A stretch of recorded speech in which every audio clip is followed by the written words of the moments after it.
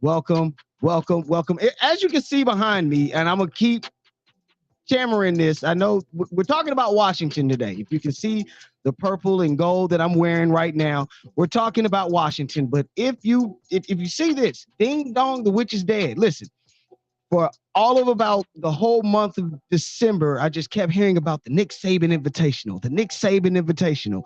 And for a second, I honestly believe that Alabama and Texas would be in the national championship. I honestly did. But thankfully, that's not the case. Both Michigan and Washington handled business on Monday, and I had to bring in my guy. We both got hired at the same time, but you know what? He's been sticking it out. You can catch him every day on 92.9 The Game with Andy and Randy. Man, shouts out to my guy, Andy Bunker. What's going on, brother, man? How's it going? I'm doing great, as I'm sure you can imagine. Thank- And he's got his Washington paraphernalia on. How is everything in Washington land? Or I mean, I know you're here in Atlanta, but how is the Wazoo faithful doing? we're not Wazoo. Oh, Wazoo's state. That's all right. okay, All right. okay, all right.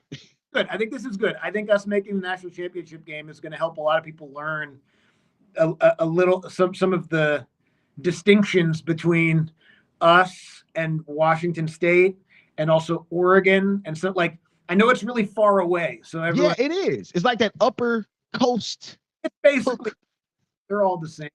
Um, right. So real quick, guys, I want to make sure that you guys follow my man Andy Bunker. Follow Andy Bunker first on X. You can catch him on X at TBM929. And as well, you can catch him on Instagram at Bunky Pants. At Bunky Pants yeah, on Instagram. your initial question, things are great, man. People are on cloud nine. It hasn't been like this for Washington football in uh, in 30 years. Now, there's been good years, like they made the playoff in 2016, but they were really good, but they weren't anywhere near as good as Alabama and Clemson that year. Uh, Right. I'll be honest with you, like I thought the team was going to be good coming into the year. I thought Pac-12 was going to be tough, and it was Right. Their final year. Correct.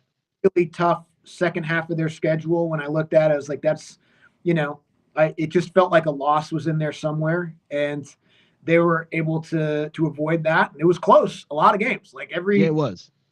after they blew out Cal back in September, every game after that was tight. So they're tested as far as end of game execution, having to come through and make plays when they count. But I wasn't expecting a national championship appearance from this team when the season started. Wait a So minute, you weren't? I assumed, just an assumption, everybody has one. I assumed you would have definitely been like holding the flag hands down saying, I don't care. We're making it regardless of what you all say. I thought they were going to be good. I just thought that I thought the Pac-12 was going to beat itself up all year. Like I thought whether it was, that the trip to Utah where they had to win or they had to play at Oregon State late in the year, Oregon earlier in the year, at least that was that. Right. I didn't think I thought USC was going to struggle. I thought they would be a little bit better than they were. I didn't realize quite how bad they were going to be defensively. Right. So again, I thought Washington had a great chance to make the playoff, but I didn't know that Michael Penix was going to take the step that he took and be a Heisman finalist, like legitimately one of the best players in the country that he's been. And look, I'm ecstatic. Like don't get me wrong, I'm incredibly happy that they've done it. But yeah, when the season started, I was like, yeah, make the playoff. Who knows? Anything can happen at that point. But Right. I wasn't going to bet my house on it. But I'm happy. Yeah, for sure. No, no, absolutely. So you said it first, which is great. Michael Penix, he took the step that I mean, going into the year, I did not expect or even look that way. Of course, at the beginning of the year, there were the expectations that the Georgias would make it, that Oregon to a degree would even be there, or that possibly Colorado would make some type of movement. Unfortunately, they had that slump of the second half of the season.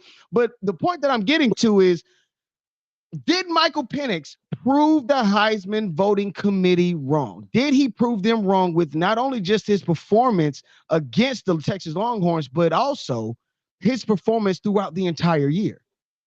I don't think so. I mean, I think that he was probably one or two bad games in the middle of, not bad, but he had a couple tough games in the middle of the year Mhm. that had he played better, he probably does win the Heisman Trophy. I keep like Jaden Daniels was incredible, man. Like, I mean, but he beat Bo Nix, who was a Heisman Trophy candidate twice. no. I mean, I think Penix had great arguments for sure. He won all the Right. big games. I mean, he beat Bo Nix twice. I do think that because of the nature of college football today, but Mhm. especially if it's going next year where there's going to be a 12-team playoff, I think we probably ought to do the Heisman voting after the season. I think that doing it before the playoff, and even some people vote before the conference championship games. Jaden Daniels wasn't even in a conference championship game. True. True. So I think that voting in the college football calendar historically it was okay, but now because things have changed so much, it doesn't make sense. I think if people voted today, Michael Penix would win the Heisman. For sure. For sure. Hands But down. given the body of work up until that point, I can't knock Daniels, man. That dude was outrageous. He He didn't was. win his three biggest games. Like Right. that's important. I would say Right. that. But I think Right. there was just a stretch of games, and I maintain that Penix had a some sort of injury. I don't know, injury, whatever. I think he was banged up in a way that we didn't know about. I think we might find out about when the season's finally over.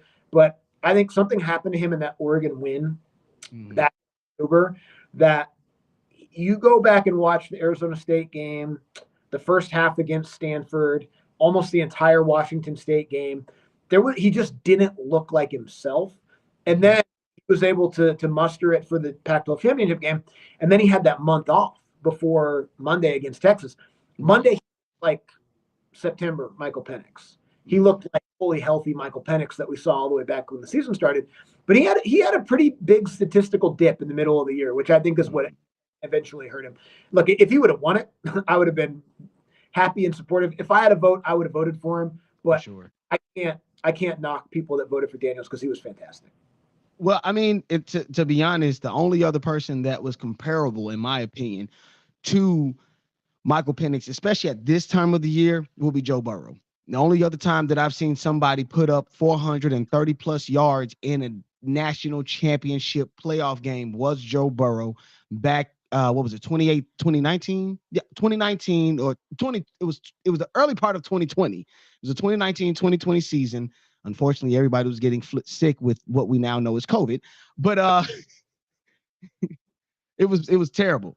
It was terrible. But he actually came through, and I mean, Michael Penix put up about 400 plus yards in that type of game. And I mean, it was incredible. I even saw the game, and the guy was so pure of a pocket passer. I was more than impressed. But going on from there, the only other time, I know you would know this. When was the last Washington national championship? 91. Woo, he got it. And they shared it with Miami back in 1991. So shouts out. I mean, he knows it. I mean, he didn't take no time with that. What about this for symmetry? So they win the national championship in 1991.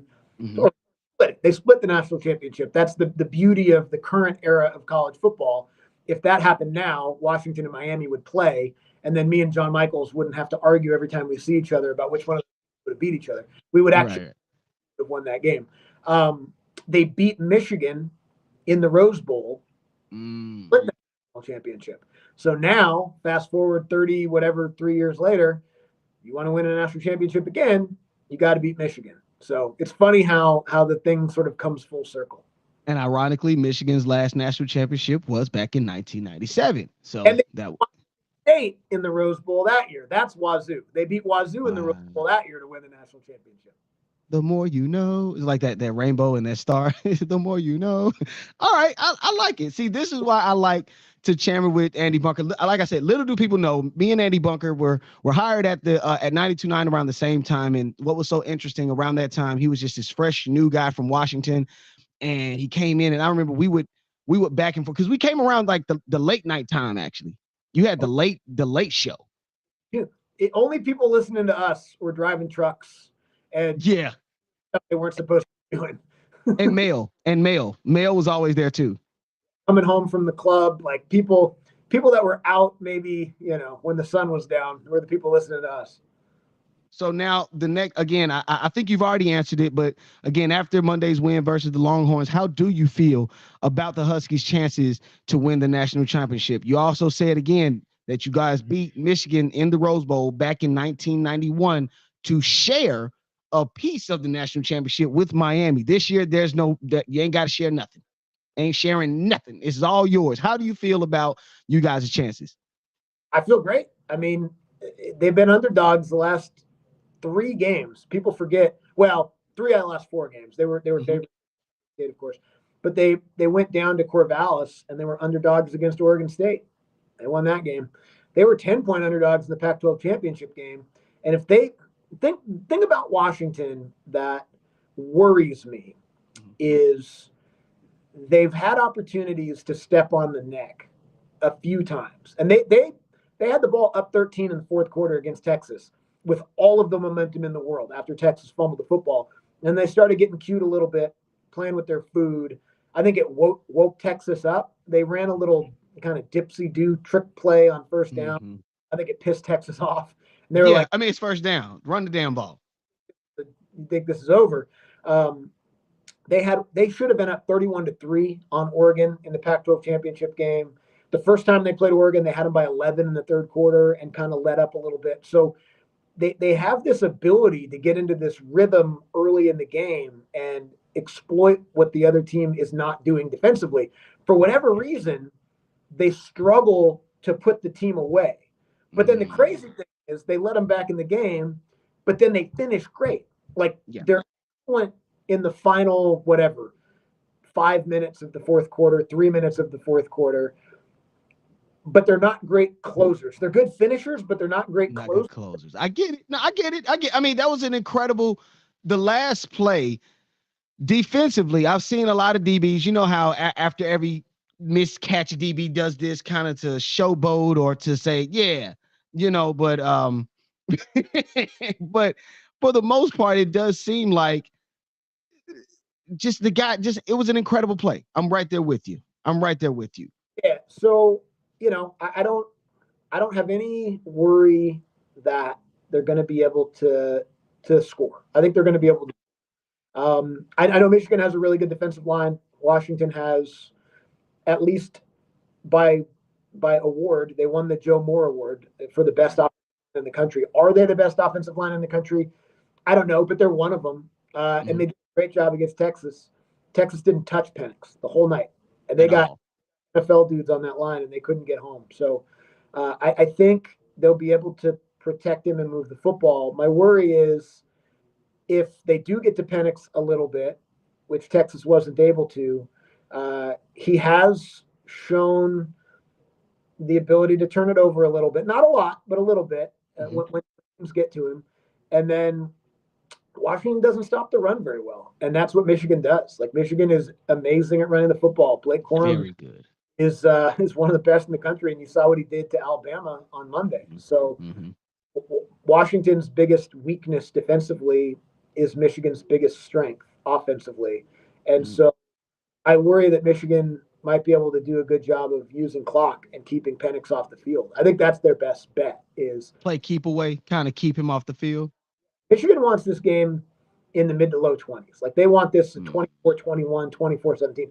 Washington wants this game in the 30s. Like, if this game gets in the 30s, Washington doesn't lose it.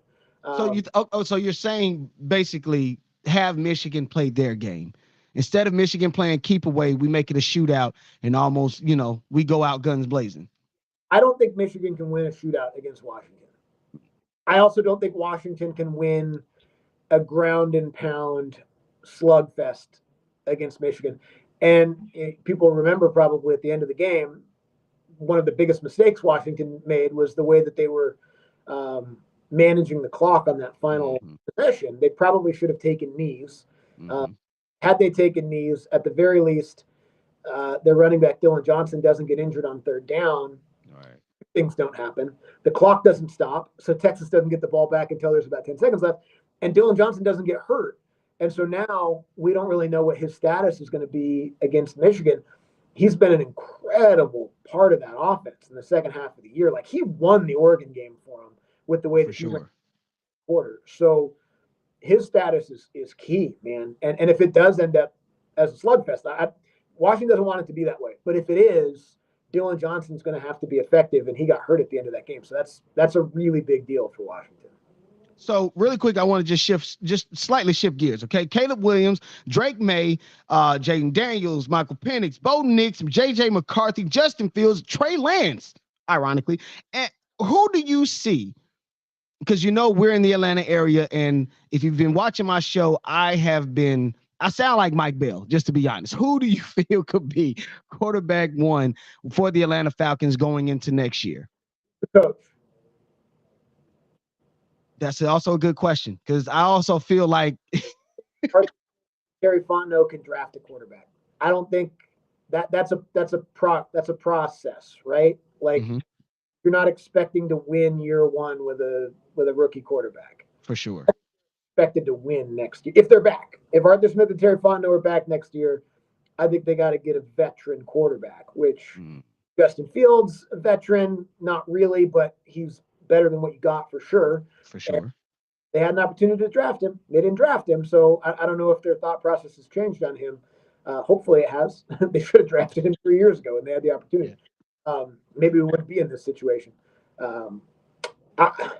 If it's those guys, I think it's a veteran. I think it's Russell Wilson. It's Ryan Tannehill. It's Kirk Cousins. Yeah, I don't know, man. I'm not excited about any of those. Like, I don't want any. No offense to them, they're fine quarterbacks, but that doesn't do it for me. If it's Justin Fields, okay, I can get behind that. I'm annoyed that you didn't just draft him in the first place when you could have, and you wasted all this time doing what you've done the last 3 years. If they fire him, anything's on the table. I mean, if they fire him, they could trade up and draft Caleb Williams. You know what I mean? Right. Be like, hey, we got to hit the reset button and start over and get, first and foremost, do what the last regime never did, which is get the franchise quarterback. We got to get it first and then go from there. But I think it's really hard to predict who the quarterback is next year without knowing who the coach and the general manager is next year. And I do feel like Terry Fontenot, he has grace, I would assume. This is just me, I feel like he has grace, but again, the mismanagement of not necessarily the public. Who cares, right? If you're a head coach, who gives a crap about what the public thinks? But I always tell people, don't pee on me and tell me it's raining. You know what I mean? I feel like Terry Fontenot has allowed for Arthur Smith to do that. I feel like he's just said, oh, well, he's fine. We don't need to play him in the preseason. And then comes regular season, it's like, oh, he's just got a few kinks to work out. And then mid-season, it's like, well, we're going to sit you down for Taylor Heineke. And then we'll bring you back in. And so it's just the back and forth. It's the mismanagement, in my opinion. And I feel like, yeah, we could have Jesus Christ as the quarterback, then, in my opinion, and we would still lose with Arthur Smith as the head coach. Simple and plain. I'm sorry. I just feel that way. I don't know what Jesus's arm is like, but probably good. I agree with you. I mean, totally mismanaged. I mean, couldn't have been mismanaged more. And the arrogance to, like you said, like, tell us we were crazy for questioning it. Like, yeah, okay, like, I think this year, I would hope. I don't know. I don't know Arthur Smith. Talked to him a bunch of times. Seems like a nice enough guy. I don't know. Sure. A very smart guy. Maybe not as, I don't know. Maybe not quite as smart as he thought. I think he thought he had gamed the system a little bit with, okay, my play calling, my scheme, these position players, these skill position guys. It doesn't really matter who I have at quarterback. I'm smart enough to make it work. I think what he did with Ryan Tannehill may have tricked him into thinking that he could do that with anybody. The problem is Ryan Tannehill is more talented than these guys. You know what I mean? But Tannehill's not the greatest quarterback in the world, but he's better than Desmond Ritter. You I know, mean, what you can do anything with Derrick Henry in the backfield. I always feel like if you have a solid run game, also you can pass better. a big part of it too. So I would hope that this year was a bit of a humbling experience of like, okay, like I still have to believe in myself as a play caller because I don't want a coach or a play caller that doesn't believe in themselves. So you Right. have to still have that confidence in yourself. But it's also okay to reevaluate your position a little bit and say, yeah, all right, maybe I do need a quarterback with a little bit more talent and a little bit more experience than I had because I'm not capable of simply making it work with anyone. Not anyone. I can make it work with a lot of people, but I can't make it work with just anyone. So I would hope that that was what happened this year. Um, I don't know. I don't know if what happens on Sunday makes a difference. I don't know if they need to win on Sunday and have the Panthers win and make the playoffs. If that makes a difference, I think I shouldn't. Like to me, you've got 50 plus games of track record. One game that you don't have control over on Sunday should not be the difference maker for your future with this franchise. Um, but yeah, no, I mean they handled the quarterback situation this year almost as wrong as you could, and they were very arrogant about it along the way. So Right. I'm with you. I'm with you. Listen, I mean, it is what it is. Like my man Cameron and May said, it is what it is. But last question, I'm gonna leave it at this. Do you have a score for next week? yeah, I think Washington wins 31-23. 31-23. All right. All right. There you have it, ladies and gentlemen. You already know. I'll be Say it honest. again.